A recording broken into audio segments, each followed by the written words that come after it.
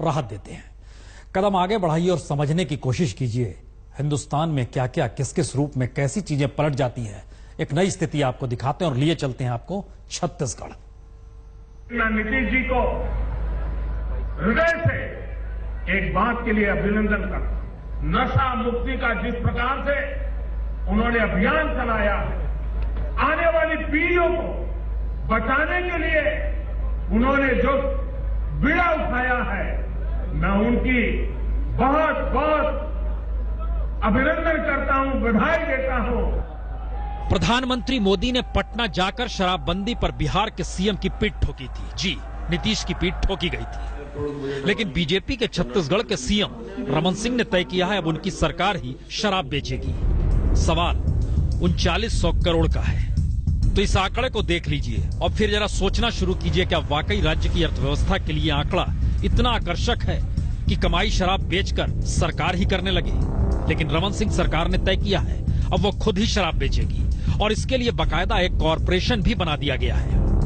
वो दूर करने के कारण सरकार को बहुत सारा रेवेन्यू लॉस होगा और इंटीरियर की बहुत सारी दुकानों को कोई लेता भी नहीं है और इसलिए उन दुकानों के संचालन में भी तकलीफ होती है। इसलिए इसके लिए आबकारी का एक कॉरपोरेशन बनाने का निर्णय हुआ है। तो शराब की बिक्री और ठेकों के लाइसेंस से होने वाली ये कमाई छत्तीसगढ़ सरकार को इतनी प्यारी है कि चुनाव के वक्त चुनावी घोषणा पत्र में जो रमन सरकार ने कहा था कि कुछ इलाकों में आंशिक तो कुछ इलाकों में पूरी तरह शराबबंदी होगी, और अब ये चुनावी वादा हवाई हो चुका है, जिससे लोगों में गुस्सा है। तो गुस्से की बात बाद में, लेकिन उससे पहले चुनावी घोषणा पत्र का मतलब बीजेपी के लिए क्या होता है, ये गाजियाबाद में आज प्रधानमंत्री मोदी ने पढ़ाया। उसे भी सुन लीजिए। भारतीय जनता पार्टी का चुनाव घोषणा पत्र नहीं होता है, वो संकल्प पत्र होता है। संकल्प पत्र। तो पीएम ने ये बात सिर्फ यूपी के लिए कही या बीजेपी के लिए कही या सभी राज्यों के लिए कही, जो भी कही है, लेकिन रमन सरकार अब शराब बेचने को तैयार है तो वाकई लोगों में गुस्सा है।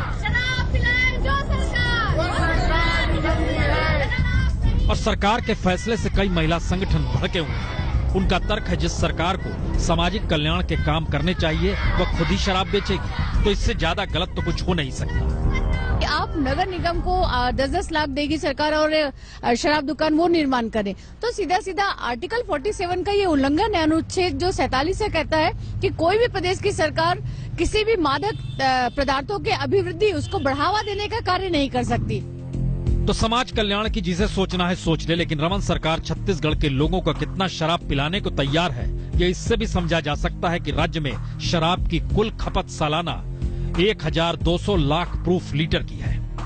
छत्तीसगढ़ में शराब का कारोबार कुटीर उद्योग की शक्ल ले चुका है। देश में शराब भले ही सामाजिक बुराई के रूप में देखी जाती हो, लेकिन यहाँ सरकारी प्रोत्साहन के चलते ये बाकायदा कल्चर के रूप में तब्दील हो चुकी है।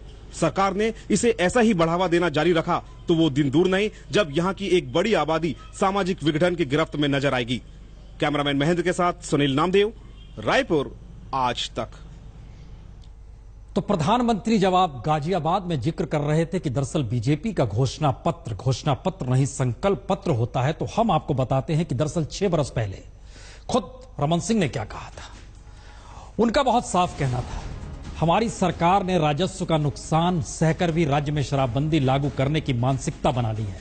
अब शराबबंदी में भी छत्तीसगढ़ पूरे देश के लिए आदर्श राज्य बनेगा। सार्वजनिक वितरण प्रणाली के छत्तीसगढ़ मॉडल की तरह हम देश को नशाबंदी का छत्तीसगढ़ मॉडल भी देंगे। 17 जून 2011। जी, तो मॉडल आपके सामने है, किस किस मॉडल को कैसे कैसे उठाइएगा। लेकिन चुनाव का मौका है और चुनाव के वक्त एक मॉडल, मुस्लिम मॉडल, यूपी की सियासत पर प्यादा है या हाशिए पर है। आइए इस रिपोर्ट को देखिए।